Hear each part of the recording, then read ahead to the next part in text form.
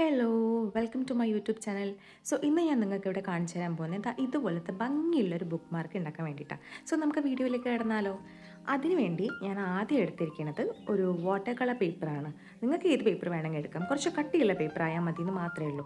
എന്നിട്ട് ആ പേപ്പർ ഞാൻ കട്ട് ചെയ്തു. ആ ഒരു നമ്മൾ എന്താ പറയുക, ബുക്ക് മാർക്കിന് നമുക്ക് എത്ര സൈസാണ് വേണ്ടത് ആ സൈസിലാക്കാം.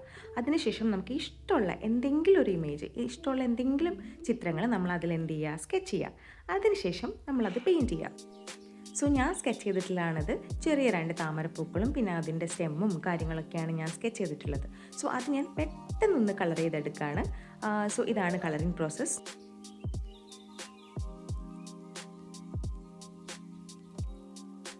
ഞാനിവിടെ യൂസ് ചെയ്തിരിക്കുന്നത് അക്രലിക് കളേഴ്സാണ്. അക്രലിക് കളർ വാട്ടറിൽ മിക്സ് ചെയ്തിട്ടാണ് ഞാനിപ്പോൾ ചെയ്തുകൊണ്ടിരിക്കുന്നത്. നിങ്ങളുടെ കയ്യിൽ ഇത് വാട്ടർ കളറാണ് ഉള്ളതെന്ന് വെച്ചാൽ നിങ്ങൾക്ക് വാട്ടർ കളർ യൂസ് ചെയ്യാം. അതല്ലാന്നുണ്ടെങ്കിൽ അക്രലിക് ഉണ്ടെങ്കിൽ അക്രലിക് യൂസ് ചെയ്യാം.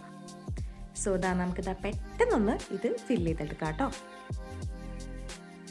ആദ്യം ഈ ഗ്രീൻ കളർ വേണ്ട സ്ഥലത്തൊക്കെ ഞാൻ ഗ്രീൻ അപ്ലൈ ചെയ്തതിന് ശേഷം ഞാൻ ജസ്റ്റ് ബാക്ക്ഗ്രൗണ്ട് ആയിട്ട് കൊടുക്കുന്ന ബ്ലൂ കളറാണ്. നിങ്ങൾ ഫസ്റ്റ് തന്നെ കണ്ടല്ലോ. സോ ആ ബ്ലൂ കളർ കൊടുക്കുന്നതിന് മുമ്പ് നമ്മളുടെ ഈ സ്കെച്ചിൻ്റെ എല്ലാ ചുറ്റുപാടും കൂടെ ഞാൻ ജസ്റ്റ് ഒരു ഔട്ട്ലൈനായിട്ട് ബ്ലൂ ഔട്ട്ലൈനായിട്ട് കൊടുക്കുകയാണ്. കാരണം എന്താണെന്ന് വെച്ചാൽ നമ്മൾ അങ്ങനെ കൊടുക്കുന്ന സമയത്ത് നമുക്കിതുപോലെ ബാക്ക്ഗ്രൗണ്ട് ചെയ്യുമ്പോൾ നമ്മൾ ഓൾറെഡി നമ്മളുടെ സ്കെച്ചിലേക്ക് അത് ഫില്ലാവാതെ അല്ലെങ്കിൽ അതിലേക്ക് കയറി പോവാതെ നമുക്ക് ശ്രദ്ധിക്കാം.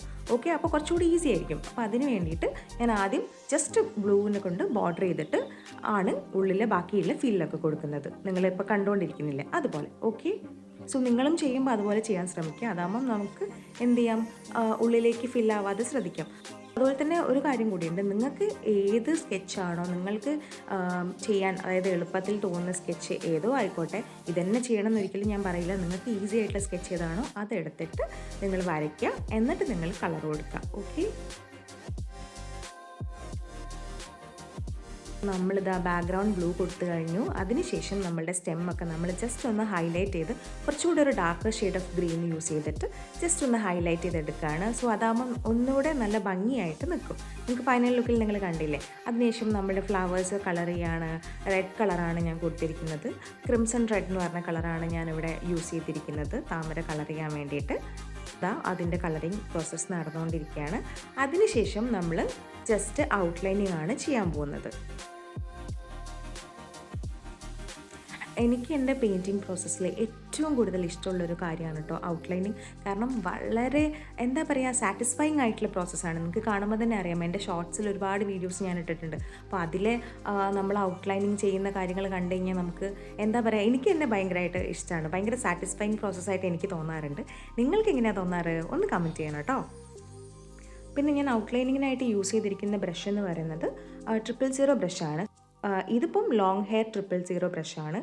പക്ഷെ കുറച്ച് മുമ്പ് ഞാൻ യൂസ് ചെയ്തത് ലോങ് ഹെയർ അല്ല, സാധാരണ 000 ബ്രഷാണ്. പക്ഷേ അത് ഞാൻ പുതിയതായിട്ട് വാങ്ങിച്ചതാണ്. പക്ഷേ അതിൻ്റെ എൻഡിങ്ങിൽ അതിൻ്റെ ലൈക്ക് ഹെയറിന് എന്തോ ഒരു പ്രശ്നം. അപ്പോൾ അത് കാരണം കറക്റ്റായിട്ട് ലൈൻ ചെയ്യാൻ പറ്റുന്നില്ല. അപ്പോൾ അതുകൊണ്ട് ഞാനിത് മാറ്റിയിട്ട് ലോങ് ഹെയർ ബ്രഷ് യൂസ് ചെയ്യുകയാണ്. ഇതും പുതിയ ബ്രഷാണ്.